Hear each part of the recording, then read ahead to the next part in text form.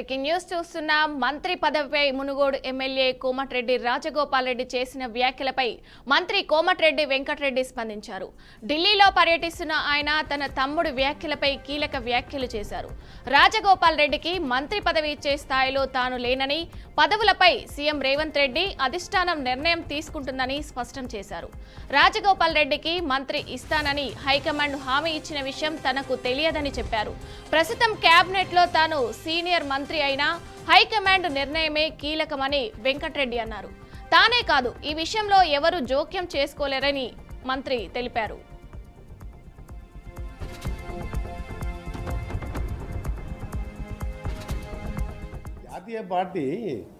జాతీయ పార్టీలో కొన్ని సిస్టమ్ దాని ప్రకారం పార్టీ అగ్రనాయకత్వం నిర్ణయం తీసుకుంటుంది.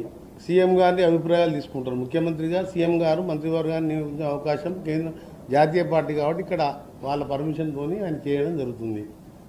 అందులో మా ప్రమేయం కానీ ఎవరి ప్రమేయం కానీ ఉన్నదల్లా. హైకమాండ్ సీఎం గారి కోసం నిర్ణయించే అంశాన్ని నన్ను అడగడం కూడా మీరు తప్పు. నా చేతులు లేని విషయాన్ని అడిగితే నేనేం చెప్పలేను.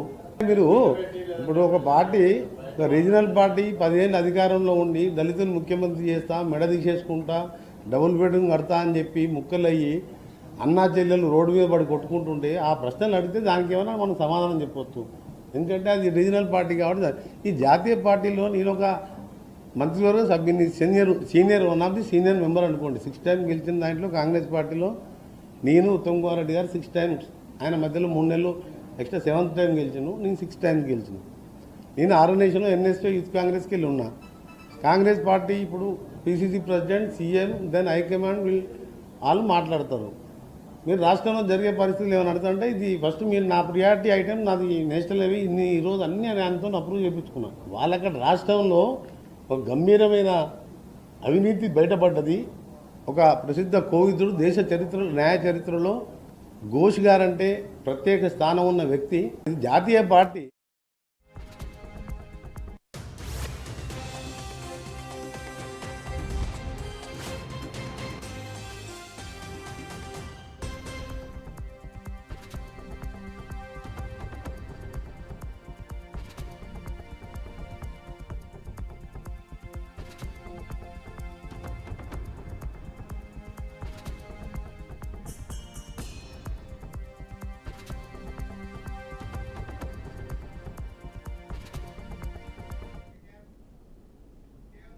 మహేశ్వరం నియోజకవర్గంలో నిర్వహించిన రేషన్ కార్డుల పంపిణీ కార్యక్రమంలో తీవ్ర ఉద్రిక్తత చోటు చేసుకుంది.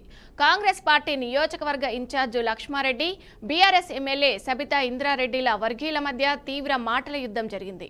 ప్రోటోకాల్ ప్రకారం హక్కులేని వ్యక్తులు స్టేజ్పై కూర్చోవడంపై సబితా ఇంద్రారెడ్డి వర్గీయులు ఆగ్రహం వ్యక్తం చేశారు.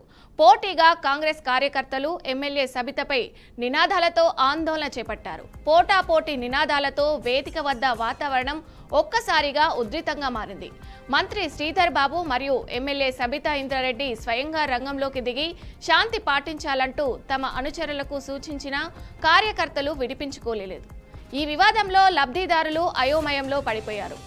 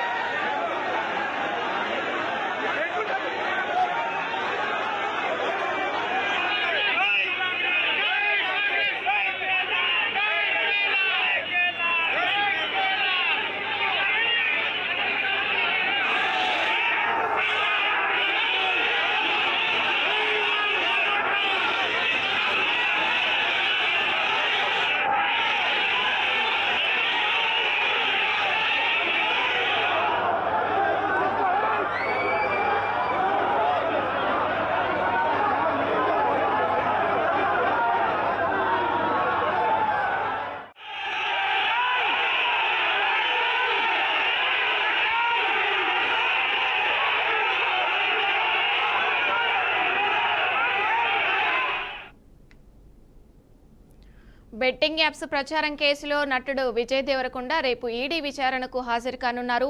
ఈ కేసులో ఈడీ అధికారులు ఇప్పటికే నటుడు ప్రకాష్ రాజును విచారించగా మళ్లీ బెట్టింగ్ యాప్స్ ను ప్రమోట్ చేయనని తెలిపారు. మరోవైపు టాలీవుడ్ నటుడైన రానాకు కూడా బెట్టింగ్ యాప్స్ వ్యవహారంలో ఆగస్టు 11న విచారణకు హాజరు కావాలని నోటీసులు జారీ చేశారు. అలాగే మంచు లక్ష్మికి కూడా ఆగస్టు 13న విచారణకు రావాలని ఈడీ అధికారులు నోటీసులు ఇచ్చారు.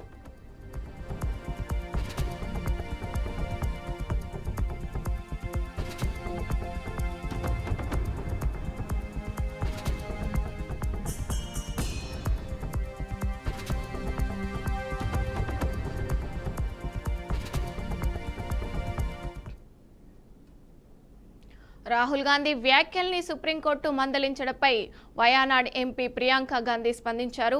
ప్రభుత్వాన్ని ప్రశ్నించడం ప్రతిపక్ష నాయకుడి విధి అని గుర్తు చేశారు. అయినా నిజమైన భారతీయుడు ఎవరో నిర్ణయించేది మీరు కాదని అన్నారు. దేశ ప్రతిపక్ష నేతకు తగిన గౌరవం ఇవ్వాలన్న విషయం గుర్తుంచుకోవాలని చెప్పారు.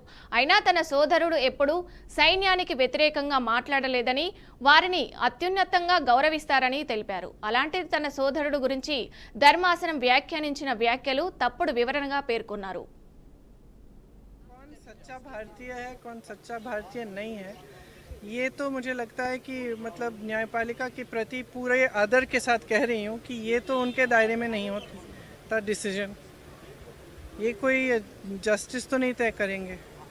दूसरा, राहुल जी ने हमेशा आर्मी का, सेना का आदर किया है. उनके दिल में उन सेना के प्रति, सैनिकों के प्रति, उनके अफसरों के प्रति पूरी तरह से आदर है. और हर भाषण में जब भी बोलते हैं, जब भी उनका हम कुछ भी भाषण या कोई भी टिप्पणी सुनते हैं, उसमें वो आदर बहुत स्पष्ट दिखता है. जो लीडर ऑफ अपोजिशन होते हैं, जो नेता प्रतिपक्ष हैं, उनका जो कर्तव्य है वो ये है कि सरकार से सवाल पूछना.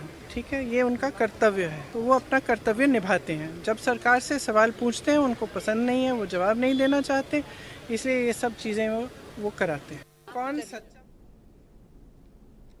పార్లమెంటులో కేంద్ర బలగాలను వినియోగిస్తున్నట్టు రాజ్యసభ ఎంపీ మల్లికార్జున ఖర్గే ఆరోపించారు. సిఐఎస్ఎఫ్ సిబ్బంది వేల్లోకి దూసుకొస్తున్నారని, ఇది షాకింగ్గా ఉన్నట్లు ఖర్గే ఆరోపించారు. సభ్యులు తమ ప్రజాస్వామ్యబద్ధమైన హక్కుల అంశంలో నిరసన చేపడుతున్నప్పుడు సిఐఎస్ఎఫ్ దళాలు ఎలా వచ్చాయని ఖర్గే ప్రశ్నించారు. నిన్న ఇదే జరిగింది, ఇవాళ ఇదే జరిగిందన్నారు. మన పార్లమెంటు అంతా దిగజారిపోయిందా అని ప్రశ్నించారు. భవిష్యత్తులో సిఐఎస్ఎఫ్ దళాలు హౌస్ వెల్లోకి దూసుకువస్తారని अंचना वेस्तुन्नट्टु चेप्पारु. तो बोल रहे थे तो सेम लॉ उनको भी एप्लीकेबल होता है. जी सर, मैं आपसे पूछना चाहता हूं, क्योंकि आप ही मेरे नेता है, वो नहीं है.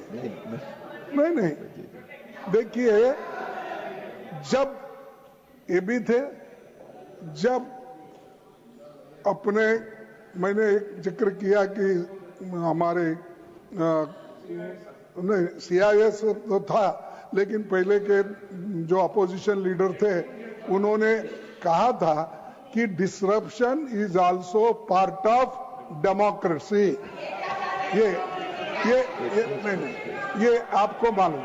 और दूसरी चीज साहब, सीआईएसएफ जो आपने लगाया है, फिर संशोधन कराओ. सीआईएसएफ नहीं है, माननीय लीडर हो गया. ये सिर्फ मार्शल ही आ सकते हैं. नहीं मार्शल ही आ सकते हैं. ये देखिए, मैं पूछता हूं आपको, क्या ये सदन आप चला रहे हैं, क्या होम मिनिस्टर अमित शाह चला रहे हैं? ये गलत आरोप है. कौन चला रहे हैं? गलत आरोप है, क्योंकि उनका हुए थे वो तो बोल रहे थे. ఈశాన్య రాష్ట్రం మణిపూర్లో రాష్ట్రపతి పాలనను మరో 6 నెలల కాలానికి పొడిగిస్తూ కేంద్రం ఇటీవల నిర్ణయం తీసుకుంది. ఆ నిర్ణయానికి సంబంధించిన తీర్మానానికి గత నెల 30న లోక్సభ ఆమోదం తెలిపింది. ఇవాళ ఆ తీర్మానాన్ని ప్రభుత్వం రాజ్యసభ ముందు ఉంచింది. రాజ్యసభ కూడా ఆ తీర్మానానికి ఆమోదం తెలిపింది. హోంశాఖ సహాయ మంత్రి నిత్యానంద రాయ్ మణిపూర్లో రాష్ట్రపతి పాలన పొడిగింపునకు సంబంధించిన తీర్మానాన్ని రాజ్యసభలో ప్రవేశపెట్టారు. దానికి సభ్యులు ఆమోదం తెలిపారు. ప్రతిపక్ష సభ్యుల ఆందోళనను నడుమనే తీర్మానాన్ని ఆమోదించారు. ఈ తీర్మానం ప్రకారం మణిపూర్లో 2025 ఆగస్టు 13 వరకు రాష్ట్రపతి పాలన కొనసాగనుంది.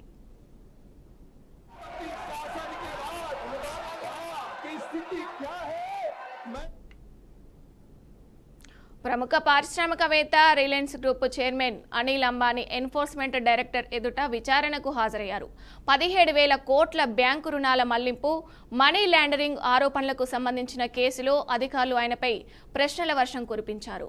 తీసుకున్న రుణాలను డొల్లా కంపెనీలకు మళ్లించారా, నిధులు ఏమైనా రాజకీయ పార్టీలకు చేరాయా, అధికారులకు లంచాలు ఇచ్చారా వంటి కీలక ప్రశ్నలను ఈడీ అధికారులు సంధించినట్టు సమాచారం.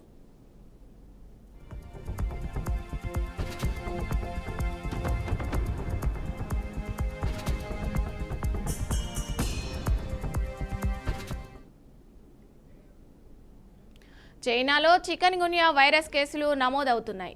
గువాంగ్ డాంగ్ ప్రావిన్స్లో జూలై నుంచి సుమారు 7,000 కేసులు రికార్డయ్యాయి. దీంతో చైనీస్ అధికారులు కోవిడ్-19 మహమ్మారి తరహాలో ఏర్పాట్లు చేస్తున్నారు. పోషన్ సిటీలో అధిక సంఖ్యలో చికెన్ గున్యా పేషెంట్లు ఆసుపత్రిలో చికిత్స పొందుతున్నారు. ఆ రోగుల బెడ్లను, దోమతెరలను ఏర్పాటు చేశారు. పరీక్షలో నెగటివ్ వచ్చిన తర్వాత వాళ్లను డిశ్చార్జ్ చేయనున్నారు. లేదంటే కనీసం వారం రోజుల పాటు ఆసుపత్రిలో స్టే చేయాల్సి ఉంటుందన్నారు. దేశీయ స్టాక్ మార్కెట్లు మంగళవారం భారీ నష్టాల్లో ముగిశాయి. అమెరికా అధ్యక్షుడు డొనాల్డ్ ట్రంప్ కొత్తగా టారిఫ్లు విధిస్తామంటూ చేసిన హెచ్చరికలు చేశారు. దానికి భారత్ గట్టిగా బదిలివ్వడం వంటి అంతర్జాతీయ పరిమాణాలతో పాటు రిజర్వ్ బ్యాంకు ద్రవ్య పరిమితి విధాన సమీక్ష ప్రకటన వెలువడుతున్న నేపథ్యంలో ఇన్వెస్టర్లు అప్రమత్తంగా పాటించారు. ఈ రెండు ప్రధాన కారణాలతో మార్కెట్లు రోజంతా ఒడిదుడుకులకు లోనై చివరికి నష్టాలతో ముగిశాయి. ట్రేడింగ్ ముగిసే సమయానికి బీసీఎస్సీ సెన్సెక్స్ 308.47 పాయింట్లు నష్టపోయి 80,710.25 వద్ద స్థిరపడింది. అదేవిధంగా ఎన్ఎస్ఈ నిఫ్టీ 73 పాయింట్లు కోల్పోయి 24,649.55 వద్ద ముగిసింది.